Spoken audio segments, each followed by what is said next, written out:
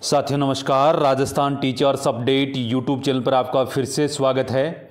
साथियों आज के इस वीडियो के दौरान हम बात करेंगे APAR वर्ष 2024-25 की यानी वार्षिक कार्य मूल्यांकन प्रतिवेदन APAR को ऑनलाइन कैसे क्रिएट करें, रिपोर्टिंग, रिव्यूइंग व एक्सेप्टिंग ऑफिसर को कैसे चुनें, किस प्रकार से आपको APAR की जो चैनल व्यवस्था रहेगी, रिपोर्टिंग और रिव्यूइंग ऑफिसर, एक्सेप्टिंग ऑफिसर अगर रिटायर हो गए, डेथ हो गई, सस्पेंड हो गए या आपकी APAR है वो आपने एक वर्ष में एक से ज़्यादा जगह आपकी पोस्टिंग रही तो आपकी 2 APAR कैसे क्रिएट होंगी, अगर एक ही APAR है तो कैसे क्रिएट होगी, पूरी प्रक्रिया की जानकारी आपको इस वीडियो के दौरान मिलेगी। APAR फाइनल लॉक, सबमिट, सभी प्रकार की शंकाओं का समाधान इसी वीडियो के दौरान आपका कर दिया जाएगा। साथियों सभी शंकाओं का समाधान एक वीडियो में लाने के कारण वीडियो थोड़ा लंबा जरूर हो सकता है, लेकिन आपकी पूरी समस्याओं का समाधान इसमें कर दिया जाएगा। तो बिना देरी किए हुए आगे हम चलते हैं APAR को लेकर के। ये APAR का जो टाइम फ्रेम इसमें जो बताया गया है कि वो अपना शैक्षिक जो संवर्ग है उसके लिए 1 जुलाई से 31 जुलाई तक का जो टाइम फ्रेम है वो रहता है। और जो कार्यालयों में जो कार्मिक है, मंत्रालय व कार्मिक व अधिकारी हैं, उनके लिए 30 अप्रैल तक का इनका समय रहता है। आगे का जो समय है वो आपको 31 अगस्त, 30 सितंबर और 31 अक्टूबर जो last officer reviewing, reporting, reviewing और एक्सेप्टिंग ऑफिसर, उनके लिए 31 अगस्त, 30 सितंबर और 31 अक्टूबर तक का इनमें टाइम है वो रहता है। इसके लिए आपको सबसे पहले क्या करना है, ऑनलाइन APAR क्रिएट करने के लिए आपको अपना जो स्टाफ विंडो है उसको आपको लॉगिन कर लेना है। वो यहाँ पर करते ही आपको सेकेंड ऑप्शन मिलेगा होम के नीचे APAR, इसके ऊपर आपको क्लिक कर देना है। जैसे आप इस पर क्लिक करोगे तो APAR डैशबोर्ड और APAR FAQ आपको यहाँ पर मिल जाएगा। तो आपको सीधा चले जाना डैशबोर्ड पर। डैशबोर्ड पे जाओगे तो APAR ऑनलाइन है वो 2020-21 से हुई है शुरू, तो यानी आपको 5 वर्ष की जो यहाँ पर वर्ष आपको शो होंगे, यहाँ पर देख पा रहे हो। तो आपको pre by default session select मिलेगा 2024-25, इसको आपको अगर नहीं है तो सेलेक्ट कर लेना। 2024-25 करेंगे। यहाँ पे इंस्ट्रक्शन जो दिए हुए हैं आप इनको ध्यान से है वो देख लेंगे और आपको ओके क्लिक कर देना है। जैसे आप ओके क्लिक करोगे तो आपके सामने स्टाफ बेसिक इन्फॉर्मेशन आपको यहाँ पर शो हो जाएगी। आपको इसको चेक कर लेना, अगर चेक इसमें सही नहीं है तो आपको अपना प्रपत्र 10 है उसको आपको अपडेट करवाना होगा। तो यहाँ से इसको आपको ने देख लिया। उसके बाद में आपको यहाँ पर नीचे 4 ऑप्शन यहाँ पर मिल रहे हैं, click to fill edit new APAR, pending APAR, field APAR, view APAR status.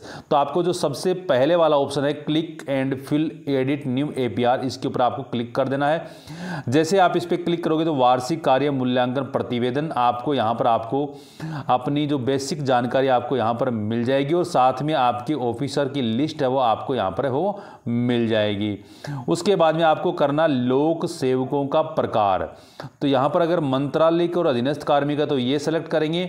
तृतीय व द्वितीय श्रेणी श्रृंखला के शैक्षिक कार्मिक इसको, व्याख्याता, प्रधानाध्यापक और प्रधानाचार्य इसको, और कार्यालय में कार्यरत शैक्षिक कार्मिक है वो लास्ट वाली का ऑप्शन को क्लिक करेंगे।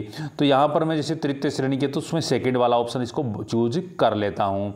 जैसे आप इसको चूज करोगे तो आपके सामने इस प्रकार का इंटरफेस है वो खुल करके आ जाएगा। और यहाँ पर आप देख पा रहे हो आपके यहाँ पर एक कार्मिक है वो 1 साल के अंदर 2 जगह कार्यरत है, दोनों जगह है वो 3 माह की अवधि है वो उसने पूर्ण कर ली है। तो दोनों जगह 3 माह की अवधि है वो पूर्ण कर लिया। यहाँ पर आपका पोस्टिंग पहले से वो शो हो जाएगा। तो आपको क्या करना, सबसे पहले वाली जो टाइम फ्रेम है यानी कि जुलाई से लेकर, तो उसको 1 जुलाई से लेकर के और लास्ट जो टाइम है वो आपको यहाँ पर भर देना, फ्रॉम डेट से लास्ट डेट तक। यहाँ पर 1 जुलाई से 30 जून तक की ये शैक्षिक कार्मिकों के लिए रहती है। तो यहाँ पर हम फ्रॉम से डेट से टू डेट तक अगर हम देखेंगे तो आपके सामने यहाँ पर आ रहा है, आपने यहाँ पर भर दी जैसे कि 1 जुलाई 2024 से लेकर के दिसंबर में जो डेट है 14 दिसंबर 2024, ये डेट आपने यहाँ पर भर दी। उसमें आपको कोई लीव वगैरह है तो वो भर देना है। उसके बाद में आपको भरना APAR में, इसमें यहाँ पर आपके सामने 5 ऑप्शन मिलेंगे एपीआर प्रविष्टि की जानी, तो ये वाली होगी।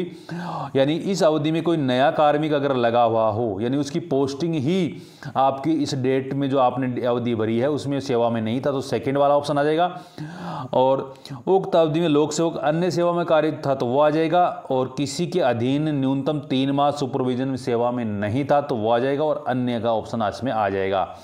तो यानी कि कोई कार्मिक मान लीजिए सेवा में ही वो 1 सितंबर से आया है, तो या फिर मान लीजिए 1 अक्टूबर से आया है, या मान लीजिए 1 नवंबर से आया है, 1 दिसंबर से आया है, तो अगर कोई कार्मिक सेवा में लगा है तो अगर वो उसकी डेट अगर ये भरेंगे कि 1 दिसंबर से, तो वो नहीं भरी जाएगी। आपको 1 जुलाई से लेकर के 30 नवंबर तक की डेट फिल करना, उसमें सेकंड वाला ऑप्शन आएगा। उक्त अवधि में लोक सेवक राजकीय सेवा में नहीं था, उसके बाद में आगे वाली आप भर सकते हो। तो इस यहाँ पर एपीआर प्रविष्टि की जाने वो कर लेंगे। फॉर्म टाइप जो उसमें आ जाएगा वो आपका आ जाएगा राज्य अधीनस्थ शिक्षा सेवा कर्मचारियों के लिए। पोस्ट आपकी आ जाएगी और उसके बाद में आपकी जो स्कूल आपको शो हो जाएगी। यहाँ पर जो स्कूल शो होंगी, यहाँ पर आपकी 2 इस विद्यालयों के अंदर आप रहे हो तो दोनों से होंगी। आपने जो टाइम फ्रेम चूज किया उस उक्त अवधि में आप किस स्कूल में हो, तो वो आपको यहाँ पर जैसे 2 है तो फर्स्ट वाली सेलेक्ट आपको कर लेनी है। उसके बाद में आपको क्या कर देना, सेव वाला ऑप्शन आपको मिलेगा। इस सेव वाले ऑप्शन पे आपको क्लिक कर देना है।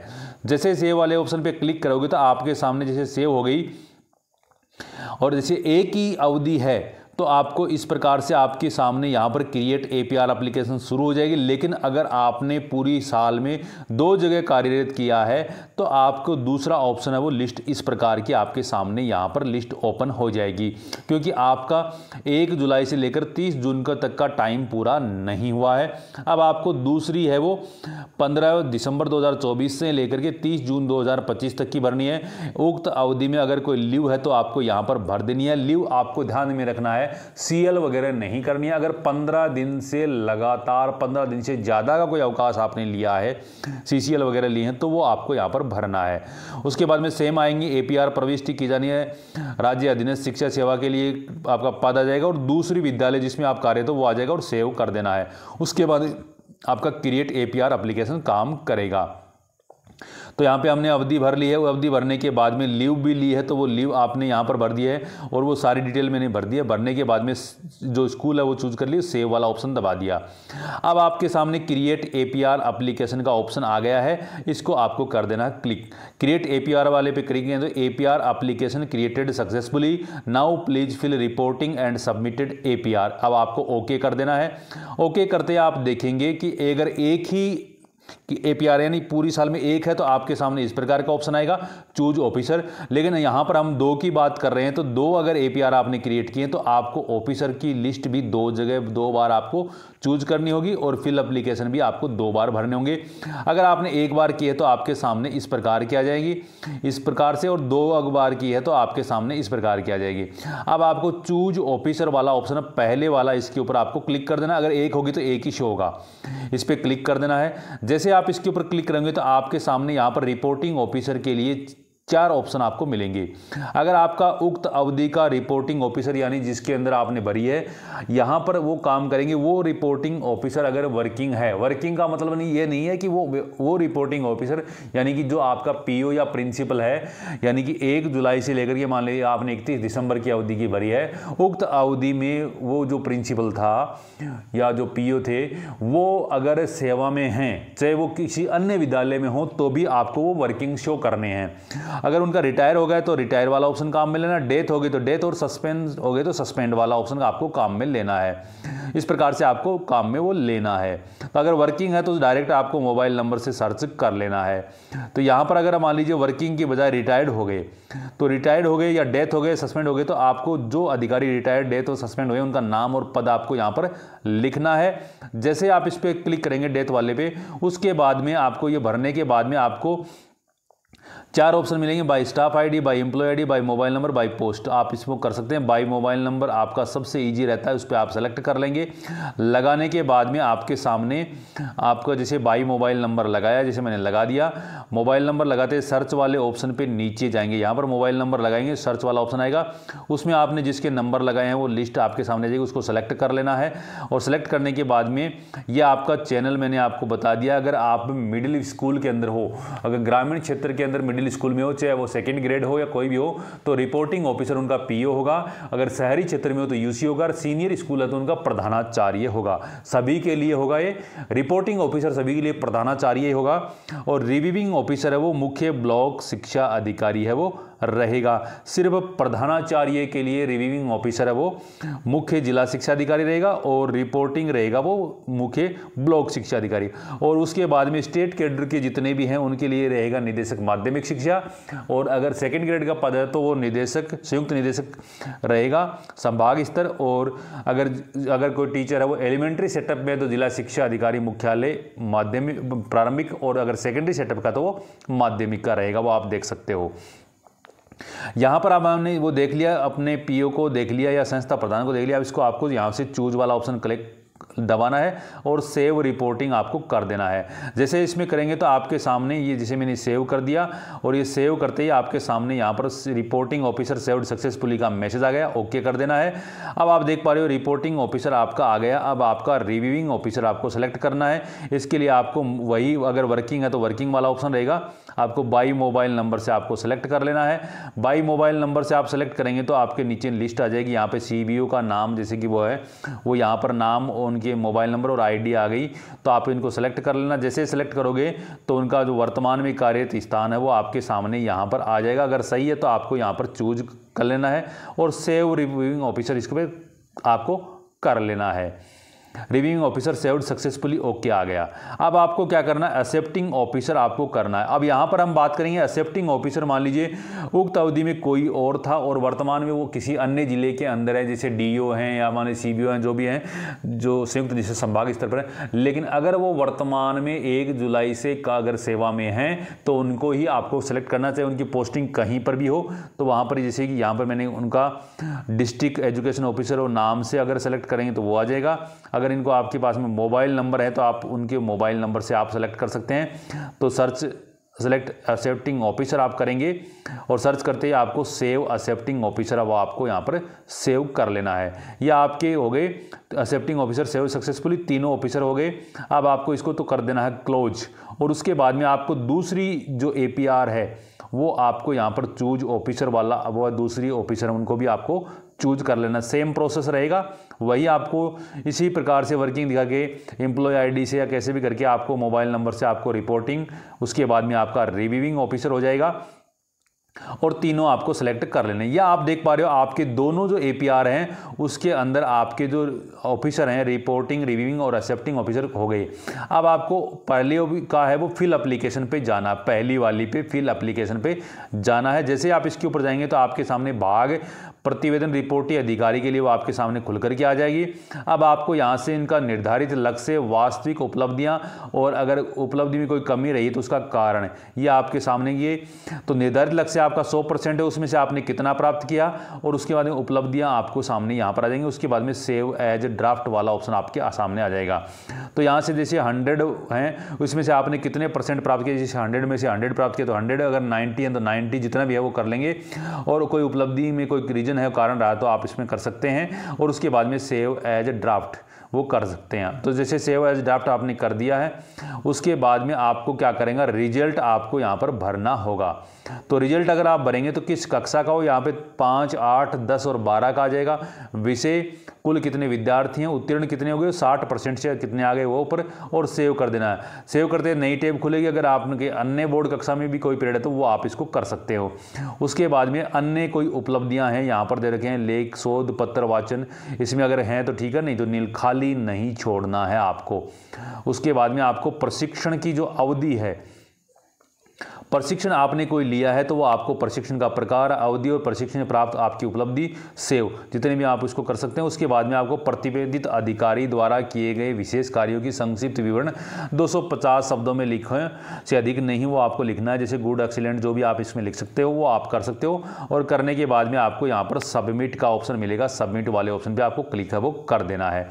जैसे ही सबमिट वाले ऑप्शन पर क्लिक करोगे तो रिपोर्टिंग डाटा सेव्ड सक्सेसफुली आ गया, ओके कर देना है। और उसके बाद में आपको दूसरा ऑप्शन आपको मिलेगा for finish and lock APR click here, ये वाला ऑप्शन आपको काम में लेना है। इस पे जाएंगे तो इस प्रकार का इंटरफेस खुल गया, आपको ओके कर देना है। और ओके करने के बाद में आपका ये देख पा रहे हैं यहाँ पर प्रीव्यू का ऑप्शन आ चुका है। ये आपने भर दी तो प्रीव्यू का ऑप्शन आ गया, इसमें आप देख सकते हो। अब आपके सामने दूसरी जो APR है वो आ जाएगी। अगर एक की APR है तो आपको पहली वाली भर के उसको आपको लॉक एंड फॉरवर्ड एप्लीकेशन पे चले जाना है। यहाँ पर हम दूसरी वाली भरेंगे, दूसरी वाली भरेंगे तो सेम प्रोसेस, ये आपने प्रीव्यू देख लिया है। प्रीव्यू देखने के बाद हम दूसरी भरेंगे, दूसरी के सामने में सेम आएगा और निर्धारित लक्ष्य से वो पूरा का पूरा आपको रिजल्ट वो भर देना है।